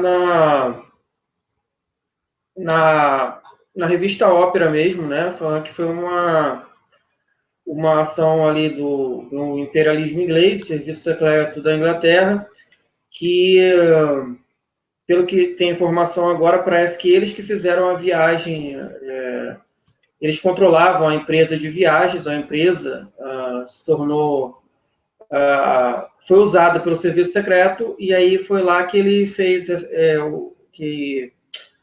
foi lá que o Rafael comprou a passagem para essa empresa, e a empresa pousou em Kiev por ordem da Inglaterra. Isso aí que aconteceu. Até agora é o que a revista Ópera falou sobre isso. Mas eu não tenho mais nenhuma outra informação relevante. Sim, bom, é a mesma informação que eu tenho, mas o que poderia ser comentado é assim, o Rafael tinha sido, obviamente, ele tinha participado na Ucrânia. Eu mesmo, quando estive na Ucrânia, estive com ele, eu entrevistei várias vezes, acompanhei ele, mas ele é um cara que tem uma experiência militar, etc. Mas ele estava afastado disso, né? Ele estava no Brasil. Agora, o ponto é assim, para os ingleses terem feito manobra, principalmente por uma pessoa que já não está mais atuando, né? Porque a coisa está ficando muito truculenta no mundo, né? Os ingleses e os norte-americanos não se bastam de ter toda a nossa comunicação controlada, espionada, o que revela, longe dessa conversinha da democracia, a gente vive numa brutal ditadura e fica fazendo qualquer loucura em relação às liberdades das pessoas. Se o Rafael tinha que ser preso, ele tinha que ser preso aqui, no Brasil, pelo governo brasileiro, porque ele estava morando aqui, no Brasil. E ele é um cidadão brasileiro. O que foi feito foi uma manobra, tem que ver as autoridades brasileiras. Não tem nenhuma ligação com isso, principalmente desse governo golpista ter assumido, nunca se sabe, depois dessa lei antiterrorista ter sido aprovada. E, obviamente, de maneira enganosa, ele foi levado a pensar de que ele estava indo a arrumar um emprego de segurança num navio de pesca e, por meio das mentiras, levam à prisão num país estrangeiro, que é um negócio absurdo, totalmente absurdo, e quase que nenhuma ingerência em assuntos locais brasileiros. Porque, volto a repetir, ele tinha que ser interrogado, por que não foi interrogado pela Polícia Federal Brasileira? Se ele tinha que ser preso, por que ele não foi preso pela Polícia Federal Brasileira? Inclusive, o pior, pelas informações que me foram passadas, ele se assessorou do Itamaraty sobre essa viagem e ele foi aconselhado pelo Itamaraty a fazer a viagem. É muito esquisita, contra as liberdades individuais, contra os nossos direitos constitucionais e revela de uma maneira muito interessante o que está acontecendo no Brasil. Isso precisa ser denunciado. E a campanha pela liberdade do Rafael Luz Vargas deveria ser intensificada, com absoluta certeza, inclusive.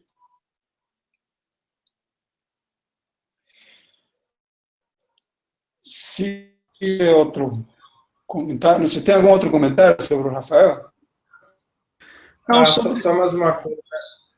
Rapidinho, Luiz Fernando, só você ter falado sobre isso, foi importante você ter falado sobre isso, porque os Estados Unidos são capazes de fazer qualquer coisa, e eles são os primeiros a violar as leis internacionais. Então, você vê isso ali que foi uma jogada do imperialismo inglês, com certeza a mando do imperialismo norte-americano, e que mostra que as leis internacionais, na prática, não são cumpridas. Você pode ver que o cara foi preso lá, como você mesmo falou, ele deveria ter sido preso aqui e julgado aqui.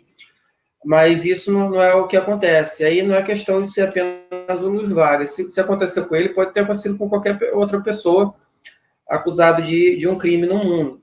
E os Estados Unidos, eles já foram capazes de derrubar um avião lá na Ucrânia, para poder culpar a Rússia. Então, isso aí foi o mínimo, que é o de menos, vamos dizer assim, que o imperialismo americano é capaz de fazer. Então, é importante isso ser denunciado. E sobre o Rafael Luz Vargas, eu sei que ele é um cara polêmico, eu sei que ele falava muita merda na internet, que ele falava muita idiotice, mas ele é um brasileiro que está lá, ele foi lutar pela Ucrânia, foi lutar para defender o povo de Donbás, e ele já tinha saído do conflito faz tempo, já tinha saído de lá. Então, quer dizer, é um total absurdo. Imagine que se tiver vários outros voluntários foram para guerras no exterior, tem um cara que tem um vídeo que tem pelo YouTube aí de um brasileiro que foi na Síria, e eu não ouvi falar que ninguém se preocupasse em pegar esse brasileiro e prender ele. Ele foi na Síria lutar contra o Assad. Ninguém foi lá resolver prender esse cara acusando ele de qualquer coisa. Ou seja, quando é para lutar pelos interesses do imperialismo americano, tudo bem. Agora, quando é para lutar contra ele, o cara vai e é preso. E eu quero mostrar aqui o meu repúdio para as pessoas que estão falando merda sobre essa prisão, defendendo o governo ucraniano. Se essas pessoas aí sabem o que é o governo ucraniano, então essas pessoas são tão inescrupulosas quanto esse governo. Pode continuar aí, vocês. Não, era só assim para ele fazer um feedback, uma atualização sobre a conjuntura da Ucrânia, né, caso ele queira, ou então, não sendo, passar direto para o referendo de paz e legalização das Farc, né, porque as Farc teve uma tentativa, entre aspas, de sair das montanhas e das selvas e tentar se legalizar a partir de um partido político legalizado e de fazer disputa de correlação de forças dentro dessa via. Aí eu queria, assim, que, se for possível, né, se o Alejandro tiver algum conhecimento melhor, poder explicar realmente como é que anda acontecendo lá, se existe algum tipo de Rede Globo lá, se a população está, enfim. Eu passo aí. Das Farc ou da Ucrânia? Não, se não tiver nada para falar da Ucrânia, né, para um feedback, uma atualização da Ucrânia, da conjuntura de como é que anda Donbás, Novo Rússia, aí poderia aí entrar na questão da Colômbia, que foi requisitado no meu Hangout. Né? Tá. Bom, da Ucrânia, rapidamente, o que eu posso dizer é o seguinte, o conflito está semi-paralisado. Só que acontece que todo dia está tendo algum conflito, já está se falando, né, que em qualquer momento o acordo ele vai ser deixado para trás. Tem que ir no próximo governo, vai fazer com o acordo em Minsk. A própria Hillary Clinton já se mostrou contrária a isso aí, acusando a Rússia de violar aquele relatório europeu sobre o avião da Malásia, e que acusa os russos de terem derrubado o avião, é mais uma demonstração de por onde que a política vai. Né? No sentido de que acusaram de ter derrubado o avião em cima das informações da SBU, que é o Serviço de Inteligência Ucraniano, que é totalmente estranho. Né? Então, o que nós temos ali uma principalmente da OTAN, do imperialismo norte-americano, contra a Rússia, principalmente a partir dos setores da extrema-direita que controlam a política externa norte-americana, inclusive até colocando contra as cordas o próprio. Então, na Ucrânia, volto a insistir, está desescalado, mas, na minha opinião, momentaneamente. Precisamos ver o desenvolvimento da situação política. Por trás disso, o que está em jogo é o chamado caminho da seda chinês. A China planteia como solução para a crise a aceleração na circulação de mercadorias entre a China e a Europa, usando como pivô a Rússia, por meio de um trem-bala que vai de Pequim até passando por Moscou. Esse investimento que tem feito em vários países intermediários, como, por exemplo, somente no Paquistão, 50 bilhões de dólares nos últimos 2 anos, e a abertura de novas rotas para facilitar esse comércio. Por exemplo, tem a rota do Ártico, tem a rota da Sibéria, etc. etc. E o imperialismo norte-americano, obviamente, é totalmente contra essa aproximação e tenta implodi-lo, e o caso Ucrânia é um dos fatores de implosão. As outras coisas por trás, mas não seria isso. Agora podemos passar o caso Farc, isso? É a Colômbia. Colômbia. Bom, Colômbia é o seguinte, muito importante. O presidente atual é Juan Manuel Santos. Ele foi o antigo ministro da Defesa do presidente anterior, que era Álvaro Uribe. Álvaro Uribe é um elemento ligado à extrema-direita, que essa extrema-direita tem como base social os latifundiários que têm direta com narcotráfico.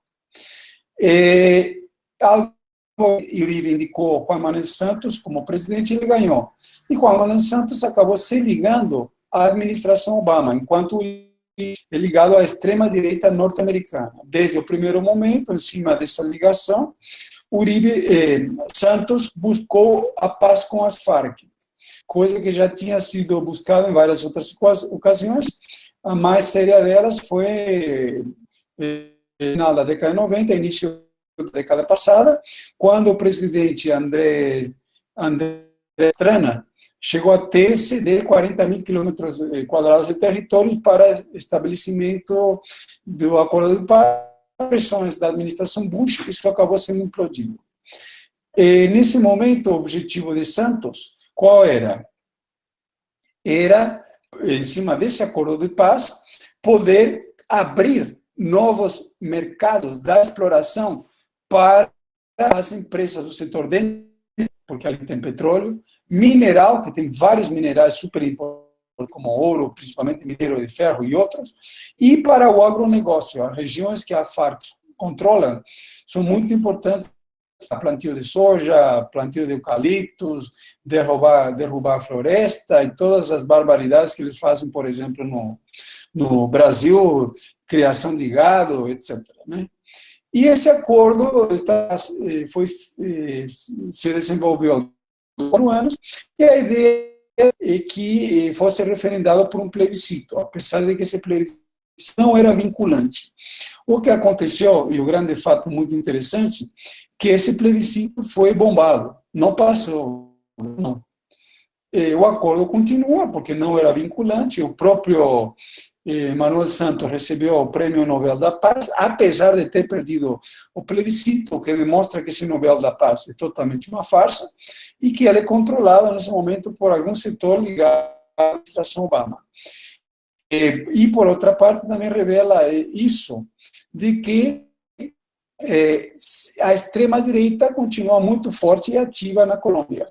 Colômbia faz parte dos mais próximos aos Estados Unidos, sempre foi a ponta de lança dos Estados Unidos na América do Sul. Existem, nesse momento, acho que 7 bases militares, né?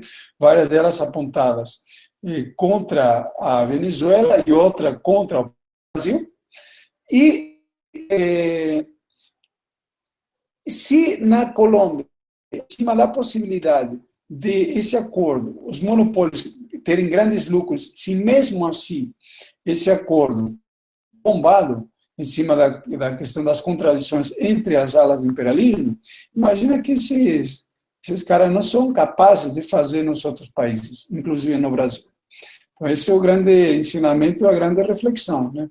O acordo vendido, agora vamos ter que vai acontecer no próximo período em matéria de desenvolvimento. Pois é, eu queria aprofundar mais essa questão, porque, por exemplo, na Colômbia, até onde a gente sabe, talvez algumas pessoas não tenham conhecimento, sindicatos eles são proibidos e são minados de existirem. E está tentando se organizar uma estrutura partidária que consiga não apenas disputar as eleições, mas também a mobilização na Colômbia. Eu queria que você explicasse essa conjuntura, se isso é viável, né, e dentro dessa conjuntura, e como é que eles poderiam pautar essas lutas na Colômbia, enfim, se eles vão conseguir ou não realmente esse amistício, se as Farc vai se transformar numa estrutura política dentro da legalidade, enfim, se isso é possível chegar nisso ou não.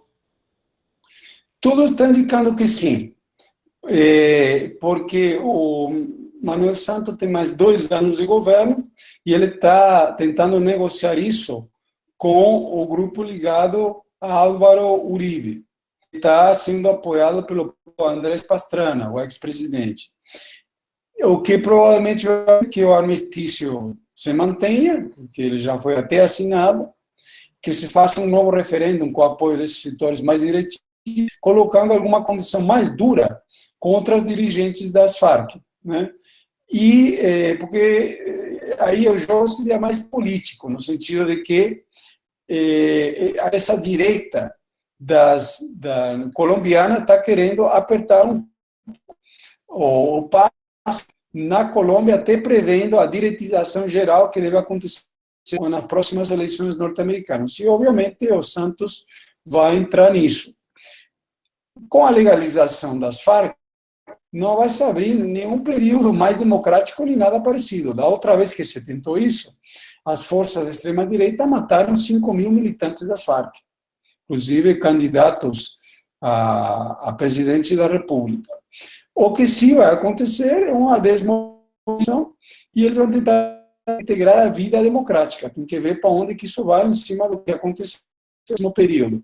O M19 já fez isso, ele se integrou no polo democrático, ele ficou à frente da prefeitura de Bogotá, a capital, e se integrou ao regime, isso que é a verdade, né? Então, ali você tem uma situação sustentada por meio da ajuda norte-americana, e principalmente pelos altos preços das matérias, e uma estabilidade, mas que no último período também enfrentou alguns problemas, por exemplo, alguns problemas com os trabalhadores da mineração. Os sindicalistas sofrem uma coisa que sofrem todos os demais países, né? E vamos ter que ver para onde que isso vai. Não é uma situação tão diferente ali com o que temos no Brasil nesse momento. Se você vai na Colômbia, você, por exemplo, vai verificar que lá a atuação da polícia, por exemplo, é muito menos truculenta que a atuação da polícia no Brasil, mas muito menos truculenta. Veja um pouquinho. Você para ter uma polícia tão truculenta como no Brasil, só no Brasil mesmo. Então, uma situação que tem que ser de perto. As negociações com o último grupo guerrilheiro que existe na Colômbia, o Exército de Libertação Nacional, o ELN, que é de cunho guevarista, devem começar, era num outro país, acho que era na costa, não me lembro direito onde, algum iam começar agora no próximo. Então, o processo está andando e a agenda encabeçada por Santos, ela se mantém, só que em cima da conjuntura política nos Estados Unidos e da pressão da extrema-direita colombiana, provavelmente ela deve dar mais uma guinada à direita. Bom, eu finalizo por aqui, Eduardo. Se tiver mais alguma outra coisa. Já são 21, acho que podemos ir parando por aqui, né? Gente, acho que já tá bom. Eu ia pedir para vocês aí fazer suas considerações finais e fazer propaganda, né, dos canais de vocês nas redes sociais. Mas só tem nós três aqui, né?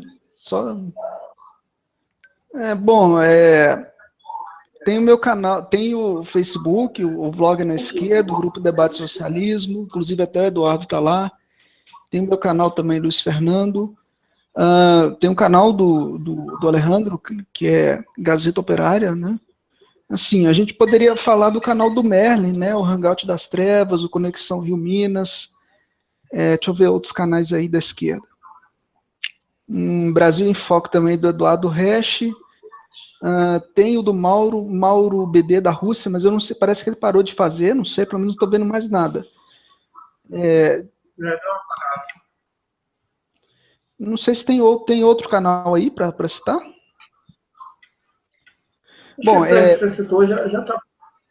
Você me dá os links que eu boto na descrição. Antes de finalizar, só queria apresentar uma outra coisa. Eu inclusive, Gustavo Castanho entrou em contato comigo para ver se faria um hangout hoje. Tá? Eu não sei se eu vou fazer um hoje, mas eu acho que, principalmente dado, por exemplo, a reunião que foi feita no sindicato onde o Alejandro participou, toda essa conjuntura, discutir uma questão nacional de uma frente de lutas, uma frente de esquerda de lutas que até já foi bastante discutida no passado já. Então, eu não sei se vai dar tempo para me fazer isso hoje, né? Se for fazer, vai ser para as 22 horas, vai ficar bem tarde, ou se a gente deixa para amanhã e discute essa questão dessa pauta de uma frente de lutas, né, claramente classista e revolucionária. Mas eu agradeço a participação, eu acho assim que o pedido que eu fiz para o Eduardo, para ele fazer no canal dele, porque já é mais focado na questão de guerra, é fundamental, né? O pessoal chegou em mim e falou, você tinha que abordar a questão de como é que está acontecendo na Síria e se aquilo ali vai levar a uma terceira guerra ou não. E também a solicitação para discutir a questão da Colômbia, que também enfim, é uma conjuntura interessante. No mais, eu agradeço a participação e passo aí para o Alejandro.